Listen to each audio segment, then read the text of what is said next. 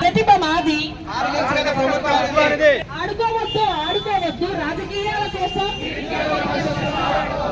ఈ DSC నియామకంలో mega DSC 2025లో ఎవరెవరైతే ఉద్యోగాలు పొందారో వాళ్ళందరినీ కూడా ఈరోజు రోడ్డు ఎక్కడానికి ప్రధాన కారణం ఏంటంటే మా డిఎస్సి పేపర్ లీక్ అయ్యింది, లోకేష్ గారు రాజీనామా చేయాలి, ఈ డిఎస్సి మీద సిబిఐ ఎంక్వైరీ వేయాలని ప్రతిపక్షాలు ఎంతగానో దీన్ని రాద్ధాంతం చేస్తున్నాయి. అయితే మేము ప్రతిపక్షానికి కానీ ప్రతిపక్షంలో ఉన్నటువంటి నాయకులకు కానీ ఒకటే చెప్పాలనుకుంటున్నాం. గత 7 ఏళ్లలో డిఎస్సి నోటిఫికేషన్ ఎక్కడ లేదు. గతంలో మీరున్నప్పుడు ఇదిగో ఇస్తాం అదిగో ఇస్తామని 5 ఏళ్ళ పాలనా కాలంలో ఒక్క డిఎస్సి అంటే ఒక్క డిఎస్సి కూడా వేయలేదు. అయినప్పటికీ 5 ఏళ్ళు మేము మా ఆశను కోల్పోకుండా ఎక్కడో చీకటి గదుల్లో చదువుకుంటూ ఉంటే కూటమి ప్రభుత్వం వచ్చినంటే మెగా డిఎస్సి వేస్తామని వాళ్ళు నిర్ణయం తీసుకోవడం, దానికి సంబంధించి నోటిఫికేషన్ ఇవ్వడం, నోటిఫికేషన్ ఇచ్చినటువంటి 45 రోజుల్లో పరీక్షను పెట్టడం, పరీక్ష అయిపోయినంటే ఎవరి రెస్పాన్స్ షీట్లతో సహా ఎవరు ఏ రోజు ఏ సెంటర్లో పరీక్ష రాశారో ఆ సెంటర్ నేమ్తో సహా సెంటర్ కోడ్తో సహా రెస్పాన్స్ షీట్లు ఇవ్వడం, మేము రాసినటువంటి ప్రశ్నాపత్రాన్ని మాకే చూపించి ఎక్కడ అనుమానాలకు తావు లేకుండా పారదర్శకతతో డిఎస్సి నిర్వహించి మెరిట్ లిస్ట్ని ప్రకటించి ఎవరు ఏ కేటగిరీలో ఉద్యోగం పొందారో, ఓపెన్లో పొందిన వాళ్ళు ఎవరు, కేటగిరీలో పొందిన వాళ్ళు ఎవరైనా క్షుణ్ణంగా ఒక జిల్లాలో ఎంతమంది పరీక్ష రాస్తే మొదటి ర్యాంక్ నుంచి చిట్ట చివరి అభ్యర్థి వరకు మెరిట్ లిస్ట్ ఇచ్చి, మెరిట్ లిస్ట్ నుంచి 1:1 నిష్పత్తిలో సెలక్షన్ లిస్ట్ తీసుకొని ఆ సెలక్షన్ లిస్టులో ఎవరైతే వారి యొక్క ప్రతిభను నిరూపించుకున్నారో వాళ్ళకి పోస్టింగ్ లిస్టు ప్రభుత్వం సెలక్షన్ లిస్టు కూడా రిలీజ్ చేసింది.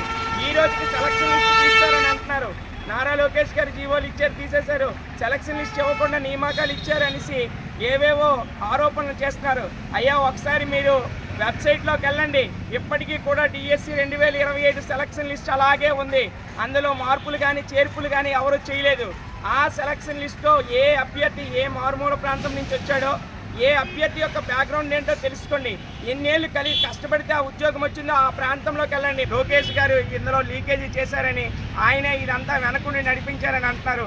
ఇది ఎక్కడా కూడా లీకేజీ వల్ల లేకపోతే ఏవో అవకతవకల వల్ల ఉద్యోగాలు పొందిన వాళ్ళు కాదు. ఇది 16,347 మంది ఉద్యోగులు ఎవరైతే ఉన్నారో వీళ్ళందరూ కూడా అనేక సంవత్సరాలు కష్టపడితేనే ఈరోజు వచ్చింది. మెరిట్ ఉన్న వాళ్ళకే ఉద్యోగం ఇచ్చారు కానీ అడ్డదారుల్లో ఎవరికి ఉద్యోగం ఇవ్వలేదు. ఒక నెల రోజుల నుంచి కూడా ప్రతిపక్షం వాళ్ళు ముఖ్యంగా ఈ యొక్క డిఎస్సి పైన తప్పుడు ఆరోపణలు చేస్తున్నారు.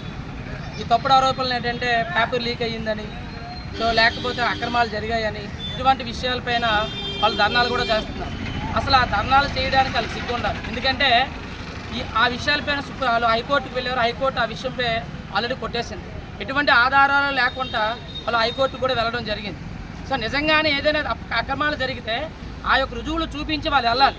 కానీ అటువంటి ఏవీ జరగకుండా వచ్చి ఈ 16,000 మంది యొక్క ఇంచుమించుగా ఉద్యోగాలకు వచ్చినట్టు వీళ్ళందరిపై మా మానసిక క్షోభానికి గురి చేస్తున్నారు వాళ్ళందరూ కూడా. కాబట్టి ఏంటంటే ఈ యొక్క సాలూరు ఈ యొక్క మండలం నుండి మా ఎండిఎస్సి ఉపాధ్యాయులు అందరూ కూడా ఏం చెప్తున్నామంటే మేము అక్రమాలు జరగకుండా, ఎటువంటి అక్రమాలు తావు లేకుండా ఈ యొక్క డిఎస్సి నియామకాలు జరిగాయి. ఎందుకంటే మన సోదరుడు ఆల్రెడీ చెప్పాడు. సో ఎన్నో వేల బిట్లు అనేవి జరగవు. వీళ్ళెవరికి హారిజంటల్ రిజర్వేషన్ మీద కానీ వెర్టికల్ రిజర్వేషన్ మీద కానీ ఎటువంటి అవగాహన లేకుండా వాళ్ళు మాట్లాడుతున్నటువంటి మాటలు. కాబట్టి వీటి గురించి ఎవరు కూడా, సో మన ఎండిఎస్సి వాళ్ళు ఎవరు కూడా దీని గురించి పెద్దగా ఎవరు పట్టించుకోవాల్సిన అవసరం లేదు. బట్ కానీ ఇప్పుడు కూడా మన తప్పుని, అంటే ఒక అబద్ధాన్ని పదే చెప్తే అదే నిజమవుతుంది. కాబట్టి ఈరోజు మేము బయటికి రావాల్సి వచ్చింది. ఆ అబద్ధాన్ని ఖండించడం కోసం, అది అబద్ధము, నిజం ఇది కాదు, వాస్తవం ఇది కాదు.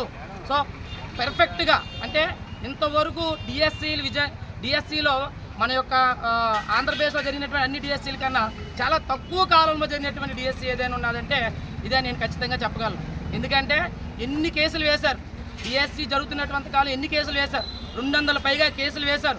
వాటన్నిటినీ కూడా సాల్వ్ చేసుకుంటూ మన విద్యాశాఖ మంత్రి అయినటువంటి నారా లోకేష్ గారు తక్కువ టైంలోనే మాకు ఇవ్వడం జరిగింది.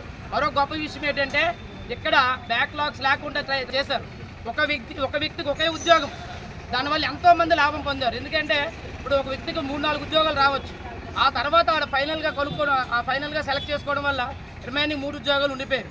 అలా కాకుండా కూడా ఈ యొక్క డిఎస్సిలో ఆ కొత్త విధానాన్ని కూడా అమలు చేశారు. దీనివల్ల కొంతమందికి నష్టం జరిగినప్పటికీ చాలా ఎక్కువ మందికి లాభం జరిగింది. అవినీతికి లేదు అవకాశం, ప్రతిభ మాది, ఉన్నది. ఆడుకోవద్దు రాజకీయాల కోసం